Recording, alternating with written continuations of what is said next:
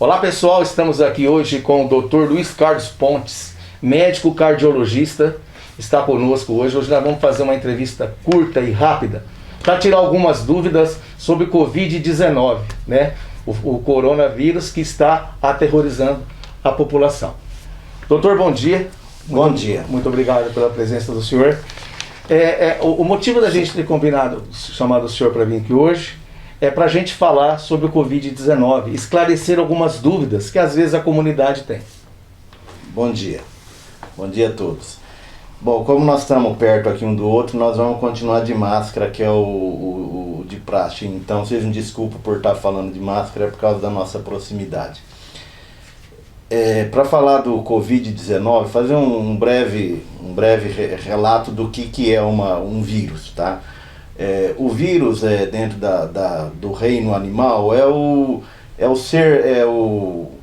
a entidade menor que existe. Em medidas de Angstrom, ela é muito pequena, não pode ser visualizada a olho nu, portanto, a gente não consegue visualizar os vírus, mas os vírus existem e fazem um estrago danado. O vírus ele não tem vida própria. A característica genética dele, para poder sobreviver, ele precisa estar alojado num outro organismo, e desse organismo ele tira o proveito dele para poder sobreviver. E aí o vírus, o Conavid, que foi caracterizado, foi denominado do Conavid-19. Ele foi descrito pela primeira vez na China, no dia 31 de dezembro de 2019, por isso que é o Conavid-19. Foi descrito em Wuhan, na China.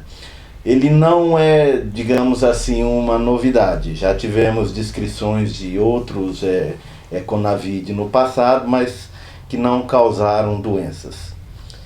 O Conavid ele pode viver em superfícies inanimadas também, principalmente de alumínio, superfícies no chão, na maçaneta, no sofá, em qualquer lugar ele pode estar alojado. Não que ele vai, digamos assim, ter sobrevivência. Ele vai estar ali, a hora que ele tem contato com o organismo vivo, ele passa a se multiplicar e causar problema.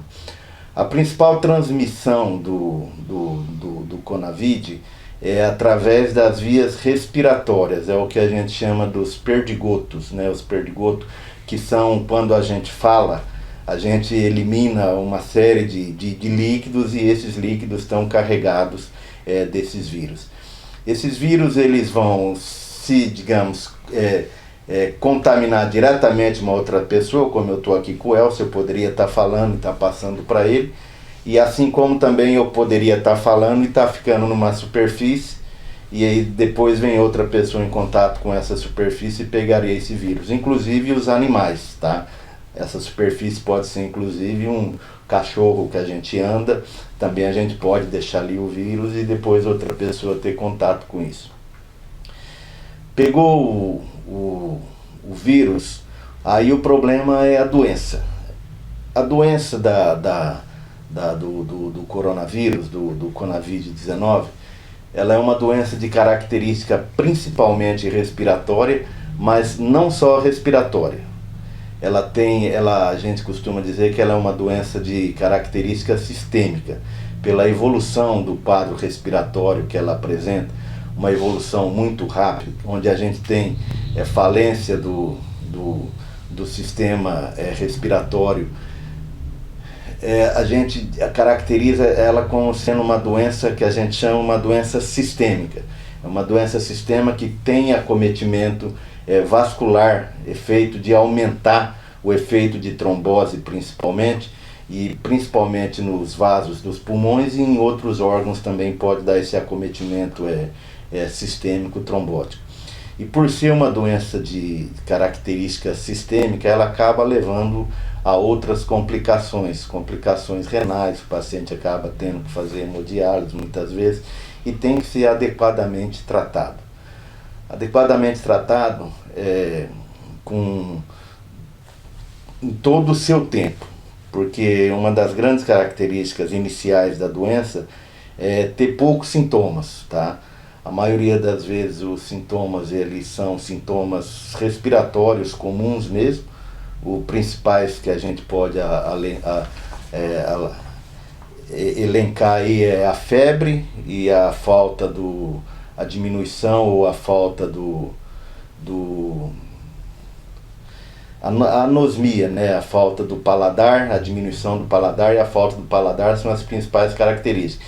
E outros sintomas respiratórios também, como a tosse, que é um grande propulsor da contaminação, e outros sintomas respiratórios, como coriza, pode ter dores no corpo, dor articular. Esses sintomas gerais da gripe é que pode cursar. Mas o interessante dessa doença e o que começou e que acabou levando a muitos problemas foi justamente o alto poder de contaminação que tem o coronavírus. Uma pessoa é capaz de transmitir para muitas outras e ainda ir deixando o rastro dos seus vírus que estão contaminados. E por esse poder de contaminação é onde lá atrás quem teve o devido cuidado começou a falar nas quarentenas, falar no isolamento social, que era a grande importância. Quem pensou nisso aí lá atrás não estava preocupado tanto com a malignidade da doença, estava sim preocupado com o impacto que esses doentes poderiam trazer no sistema hospitalar. Seriam muitos doentes de uma vez só chegando no hospital. E esses pacientes, pela característica da doença, que precisa de uma ventilação precoce, de uma intubação precoce, estariam ocupando muitos aparelhos de respiradores e muitas vagas de UTI. E nós já sabemos que pré-pandemia a gente já tem um déficit no sistema de vagas de hospital e de UTI.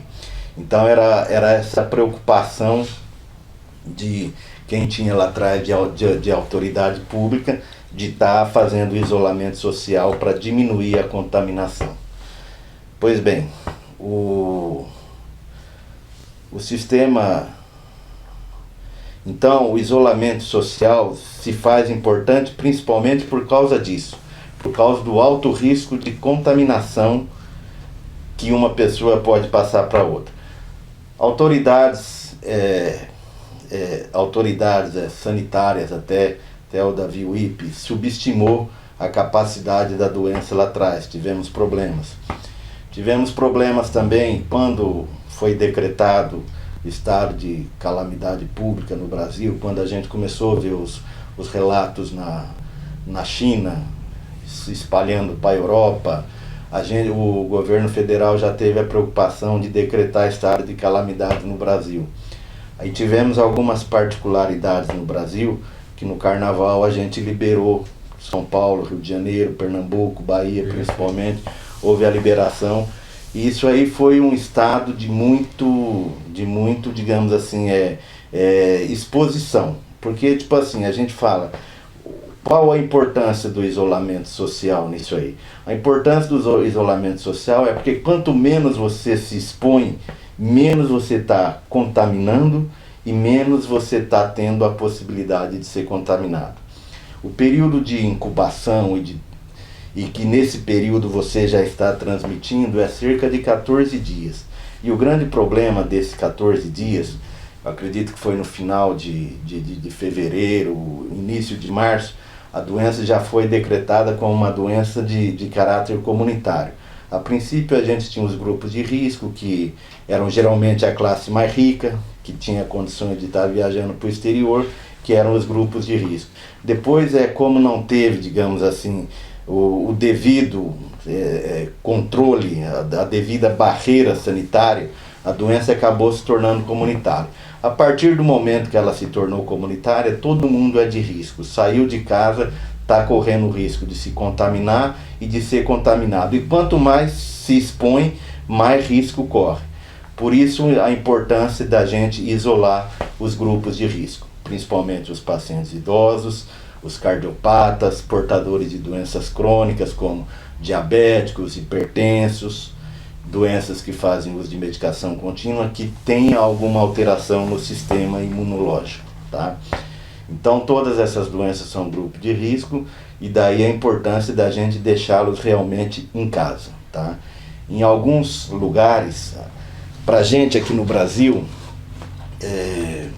a gente teve casos assim, onde o isolamento social funcionou, onde o isolamento social não foi obedecido e hoje estamos pagando caro por isso. Vamos rever, vamos procurar as imagens, procure as imagens de uns 15, 20 dias atrás, como é que estava o Porto de Belém do Pará, tá? O Porto de Belém do Pará estava uma festa, como se não tivesse acontecendo nada, estava todo mundo no porto, à vontade. E hoje o que nós estamos vendo nos hospitais de Belém do Pará? Nós estamos vendo colapso do sistema hospitalar. Porque o que é o colapso do sistema hospitalar? Colapso do sistema hospitalar significa não tem como atender. Puxa. Não tem onde reclamar, não tem o que fazer, simplesmente não tem vaga, não tem respirador. É o que aconteceu em Manaus, é o que está acontecendo agora, o que está acontecendo em Belém do Pará. Em Manaus aconteceu por quê? Porque Manaus já tem um sistema hospitalar muito deficitário. E é também uma cidade onde conflui pessoas de muitas regiões e acaba sendo o foco de disseminação. Pois bem, com relação ao...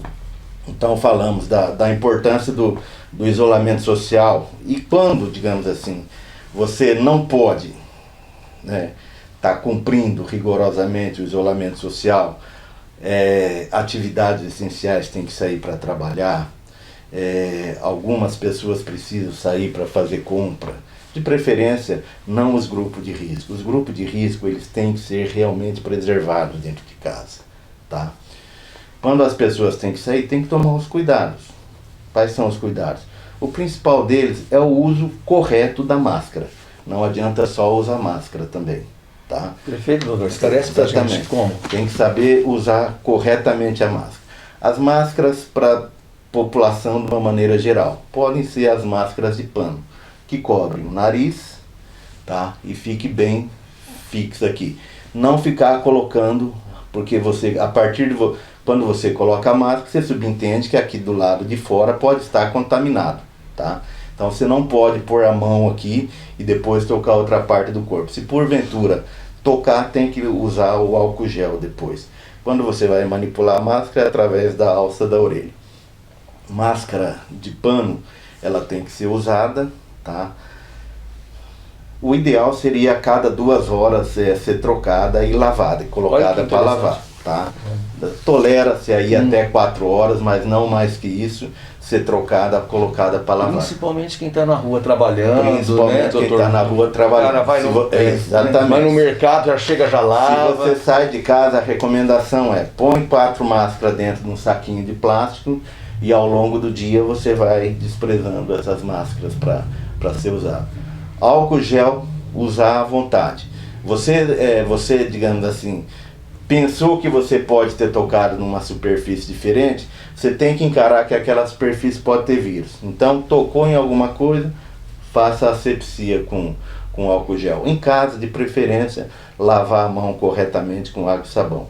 Na hora de lavar a mão, pegando todas as superfícies, ponta de dedo, os dorsos das mãos, a base das mãos, né? Você lavar bem e enxaguar a mão com água e sabão é o correto de você estar fazendo. Isso para quem está precisando sair de casa, tá? Com relação ao tratamento. O tratamento, a gente, digamos assim, não sei o que vocês vão me perguntar depois, mas o tratamento é uma coisa vinculado à relação médico-paciente. O tratamento quem faz é o médico, tá? O que eu posso dizer para vocês? Aqui os hospitais, desde o começo de março, a gente tem, digamos assim, se preocupado, eu estou, digamos assim, ali na Santa Casa e tenho acompanhado os demais hospitais, principalmente os hospitais particulares, Nossa Senhora das Graças e o Hospital Yamada. E ali na Santa Casa a gente montou, no começo de março, um comitê de enfrentamento ao ao Covid-19, tá? Esse comitê foi contemplado, né, com médico infectologista, por mim, que sou diretor clínico, enfermagem da comissão de infecção hospitalar, o médico da comissão de infecção hospitalar e o pessoal da área afim toda e técnica da Santa Casa para a gente estar fazendo esse enfrentamento ao Covid-19. E a gente tem monitorado desde então como é que andou a doença no mundo e no Brasil e como é que ela poderia chegar aqui em Prudente. Ela chegou aqui em Prudente de uma forma, digo assim, relativamente, ela veio dentro da expectativa que a gente estava montando, tá? Que seria agora para segunda quinzena de abril e até começo de maio. E ela realmente teve casos em Prudente, a gente tem bastante casos em Prudente. Atualmente a gente está com tem 13 casos na enfermaria da Santa Casa, mais 6 na UTI, todos em respirador. Tivemos dois óbitos suspeitos na Santa Casa, teve 2 óbitos confirmados no Hospital Nossa Senhora das Graças. O Hospital Iamaro está com uns 10 pacientes internados mais ou menos, entre UTI e enfermaria. Então a gente está no pico do caso aqui, no pico da doença. A gente teve ela de uma forma branda, porque eu entendo que lá atrás a gente fez um isolamento social correto, tá? Só que depois do dia 6, do 5º dia útil de abril, e depois para receber R$600 da ajuda do governo, tá? Houve um relaxamento, tá? Houve um relaxamento do isolamento social. Então você vê, as ruas estão cheias de gente, mesmo aqui em Machado, Prudente as ruas estão cheias de gente, e isso é ruim, tá? Isso a gente vai ver como é que vai colher os frutos lá na frente. Então, como eu disse, nós já estamos com uma capacidade de internação alta, tá? Estamos beirando 70% mais ou menos de internação. Isso é muito alto, porque o nosso sistema hospitalar, tá? A gente não tem muitas vagas de UTI. E a gente em Prudente, a gente tem uma população que a gente serve, que é de cerca de 820 mil habitantes.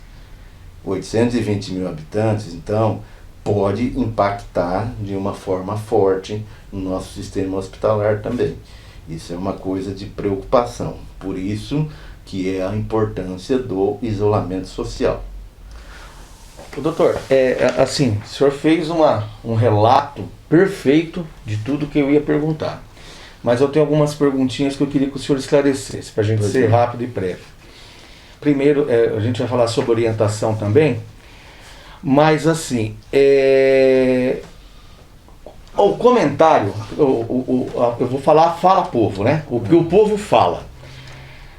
Na nossa região, o senhor disse que tem casos e tal, mas na nossa região é uma região muito quente. Isso ajuda a diminuir o Covid ou não? Porque é a boca do povo, o que o povo fala na rua. Que nem eu falei para o senhor antes da gente fazer a entrevista, há muita interpretação, é muita informação, e há muita interpretação errada que as pessoas às vezes não sabem o que pensa e o que fala. Então nós temos essa facilidade, por exemplo, aqui em Presidente Prudente é muito quente a nossa região. Você vai aqui em Londrina, Curitiba é muito frio. Lá parece que tem mais. E existe isso ou não? Isso ajuda ou não? Bom, só você falou, né? São muitas informações. Eu até ia dizer no começo. Eu ia definir o que é uma pandemia. Uma pandemia, uma epidemia, por exemplo, é quando você tem uma infecção, digamos assim, um alto índice de uma doença infecto-contagiosa num determinado local. Uma pandemia é quando você tem, digamos assim, você não preserva local nenhum. É um alto índice de uma doença infecto-contagiosa a nível global. Isso é uma pandemia. Logo quando surgiu a pandemia, ela surgiu no mundo em que nós tivemos logo junto a infodemia também. O que é a infodemia? É o excesso de informação via mídia social, WhatsApp, Facebook e tudo mais. Isso tem o lado bom e tem o lado ruim. Perfeito, doutor. Tá? Isso. Tem o lado bom e tem o lado ruim. E o lado, digamos assim, esse questionamento já nem pode ser mais questionamento, porque ele poderia ser questionamento lá atrás, quando nós estávamos vendo as coisas acontecer na Europa e na China. E nós vimos que ela chegou com força aqui, e vai aumentar. A nível de Brasil vai aumentar, tá? E a gente viu que o calor não tem grande proteção, não. Era isso que eu queria responder. Aqui o que eu posso dizer para você, que a nível de Brasil, a nível nosso aqui de Presidente Prudente, talvez a densidade demográfica nossa, tá? O fato de sermos mais abertos, mais descampados, essa coisa, isso aí contribuiu mais do que o calor. O calor não nos protegeu. Certo. Tá? Curitiba teve alto índice de contaminação, teve índice de contaminação não tão alto. Por quê? Porque Curitiba já tem alguns costumes, digamos assim, de não ter um contato social tão latino-americano igual o nosso, de abraça, pega e... Isso ajudou também. Ajuda também. Ô, doutor, o senhor falou uma coisa importantíssima. De tudo que o senhor falou, tudo foi importante, mas isso é do povo. O povo na fila. Lógico que todo mundo vai ter que ir lá no banco, vai ter que ir na lotérica, vai ter que... E é uma coisa, agora tem que ter educação. E o grande problema da gente, eu falo senhor que eu tenho comércio e eu estou sofrendo, meu comércio está podendo ficar aberto, eu estou sofrendo muito com isso. A educação, as pessoas não respeitam. Eu queria que o senhor falar que é melhor, qual é a distância que tem que ficar, como que tem que se prevenir, que nem o senhor disse, vai com a máscara, você voltou para sua casa, já lava, põe outra. Então, uma orientação para essas pessoas que vão banco, lotérica, etc, etc, etc. Por favor, doutor. Exatamente. Primeiro, se for do grupo de risco, melhor não sair de casa, tá? Revisando, quem é grupo de risco? Acima de 60 anos, diabetes, hipertenso, cardiopata, portador de doença crônica. De preferência, não saia de casa. Manda um filho, manda um neto, manda outra pessoa. Não é imprescindível. O grande problema dessas pessoas estarem saindo para ir na fila é a questão justamente cultural, sabe? É aquela coisa que eu tenho que ir no banco, que eu tenho que sair. Não é. Só saia mesmo se for imprescindível.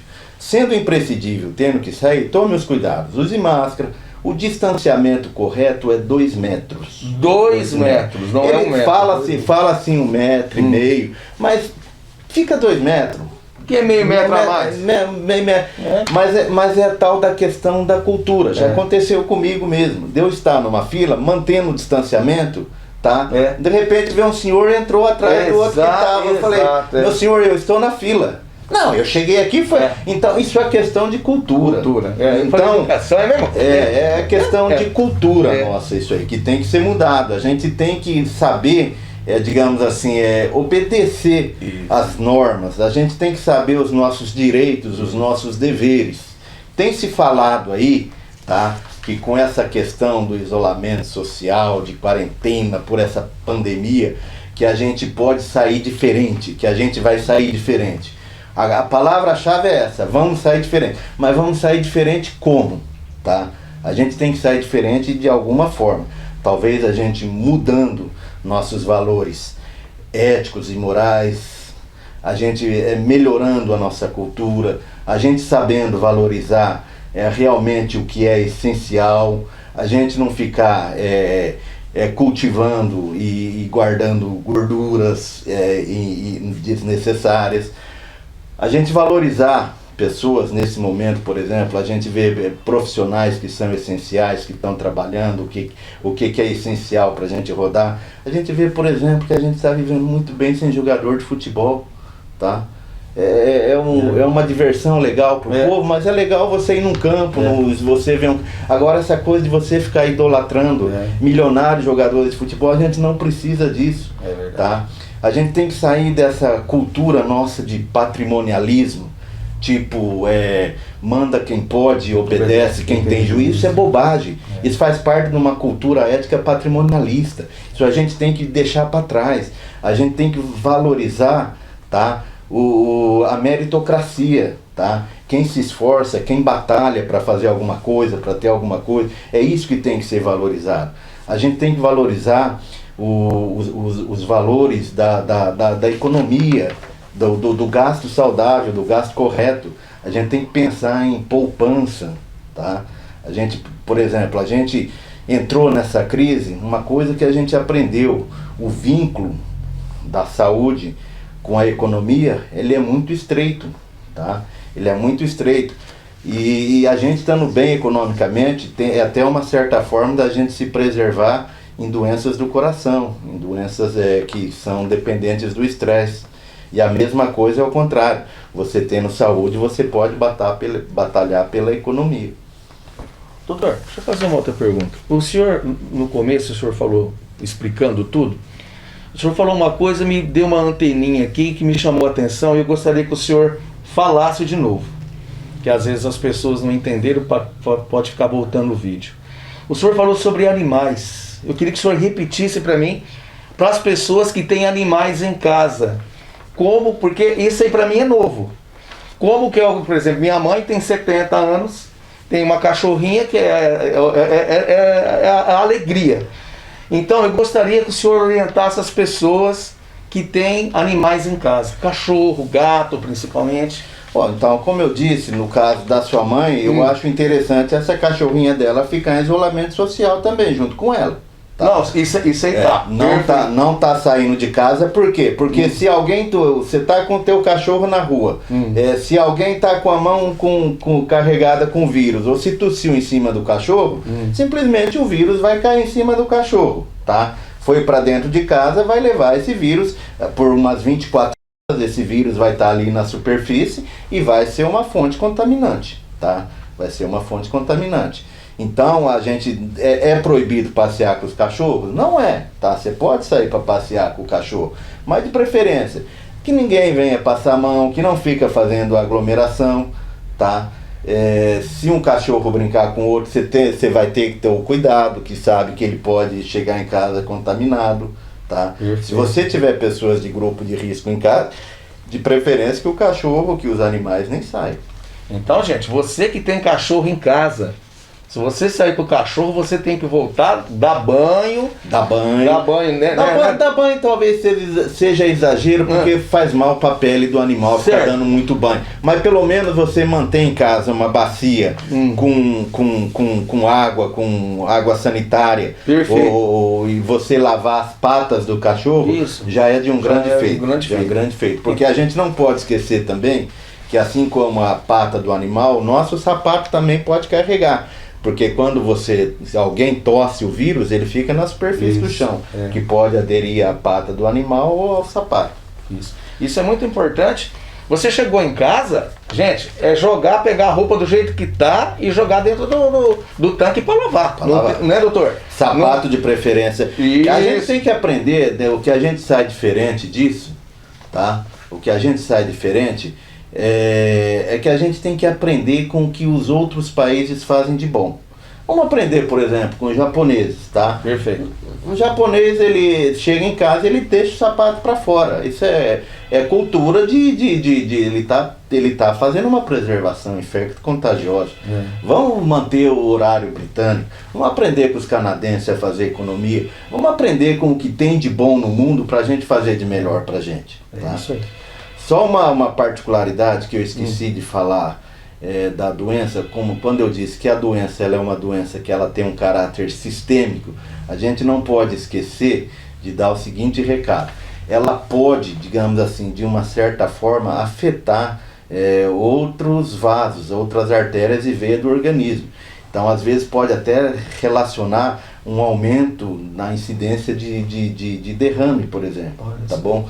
Então, e as pessoas que porventura fazem tratamento de doença crônica ou que passe a apresentar algum sinal ou sintoma sugestivo, tipo alterou a fala, perdeu a força no membro ou nos dois membros ou laterais, que tem alguma suspeita de AVC, não deixe de ir no pronto-socorro, não deixe de procurar o atendimento médico. Porque os hospitais, como eu disse, a gente está preparado nos hospitais com fluxograma desenhado corretamente para atender o que é a suspeita de Covid, separado daqueles que não são Covid. Não pensa você que você vai no hospital, vai estar tudo misturado, vai estar tudo junto ali. Não é esse o objetivo. continue procurando, mantendo contato com o médico e continue se preocupando com outras doenças também. Infarto, AVC, tudo Com continua certeza. acontecendo do mesmo jeito. Naturalmente. Doutor, para nós encerrarmos, eu queria que o senhor desse um conselho para as pessoas que estão tendo dificuldade. No meu caso eu não tive, mas a gente trabalha no comércio, a gente tem muito essa dificuldade que as pessoas falam para a gente. Dos filhos falarem para os pais, que é do grupo de risco, 70, 65 anos, que eles não querem obedecer, eles não entendem, a maioria deles não acreditam no Covid, na maioria. Então, e os filhos às vezes estão tendo dificuldade em deixar esses pais em casa. Às vezes os pais estão sendo um pouco desobedientes, estão querendo ir para a rua. Então, eu queria que o senhor falasse para os pais e falasse para os filhos como falar com seus pais, como explicar isso. Bom, eu acho que tipo assim, que a doença existe, tá fato, tá consumado. Apesar do grande drama que às vezes alguns noticiários colocam, Sim. mas realmente existe e tá acometendo, tá levando para UTI e tá matando gente, inclusive aqui no nosso meio, tá? Inclusive aqui na nossa região tem acontecido isso. Então a gente tem que estar atento, que isso é uma doença realmente que existe, tá? Se você for ver relatos, tá? A gente está com no Brasil em torno de 250 mil mortes, tá? A gripe espanhola lá em 1917, 1918, ela matou mais de 50 milhões de pessoas. Foi muito, mas pela característica da época que digamos assim, tinha menos recursos e foi de uma apresentação diferente. Mas mais de 250 mil pessoas mortas no Brasil é muita gente. E você pensa que um número desse de 250 mil pode ser alguém da tua família. Basta não seguir as orientações corretas, pode ser alguém que você não precisa esperar ser alguém da sua família para você tomar os cuidados. Porque a gente sempre acha que acontece com o vizinho, não acontece com a gente. Não acontece com a gente, mas Exato. pode acontecer com a gente. O sim. risco é igual para todo mundo. Tá, esse é o principal argumento. Tá, é difícil ficar 30, 40 dias em casa? Inventa alguma coisa, tá? A gente tem telefone, nem todas as pessoas de idade têm, digamos assim, acesso fácil e nem facilidade de manusear com a mídia social, WhatsApp, essas coisas, mas na medida do possível, fale por telefone, converse, valorize realmente esse isolamento social que é importante, tá?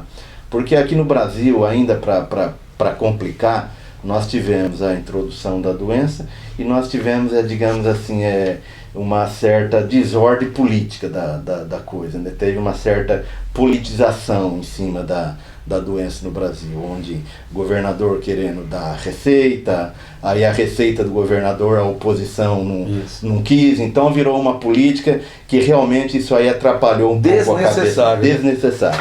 Então, dentro dos nossos valores que a gente pode levar para a mudança também, é uma coisa que se chama governança. O que é governança? São as regras de você ter digamos assim, o comando, tá? Quem manda na saúde? Quem manda na saúde, digamos assim, quem você pode ouvir da saúde, é quem está envolvido com saúde. É o Ministério da Saúde, a Organização Mundial de Saúde. A Organização Mundial de Saúde vacilou um pouco no começo.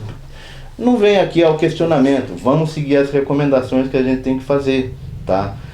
Governador de São Paulo errou no começo de liberar o carnaval, fez uma política ruim, tá? Mas pelo menos está seguindo as ordens da equipe técnica de saúde. Então chama-se governança. É ouvir alguém que saiba para que está dando a orientação. Ninguém está falando para ficar em casa pelo mal de ninguém. Como eu já disse, esse binômio, esse binômio entre saúde e economia é muito mais real do que a gente pode imaginar. A gente está vendo aqui que o problema da saúde, o que está afetando na economia. Mas se a gente não estiver vivo, a gente não vai recuperar a economia. E para não estar vivo, basta pegar uma doença.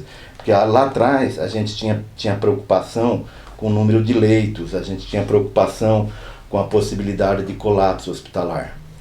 Na semana passada, até essa semana, Um dos grandes problemas da nossa cabeça que está na frente do contingenciamento é a incerteza. Você não sabe quanto vem de caso, você não sabe até quando vai essa doença, que já tem descrito 1.700 tipos de vírus Conavid aí, que pode eventualmente infectar o homem também, tá?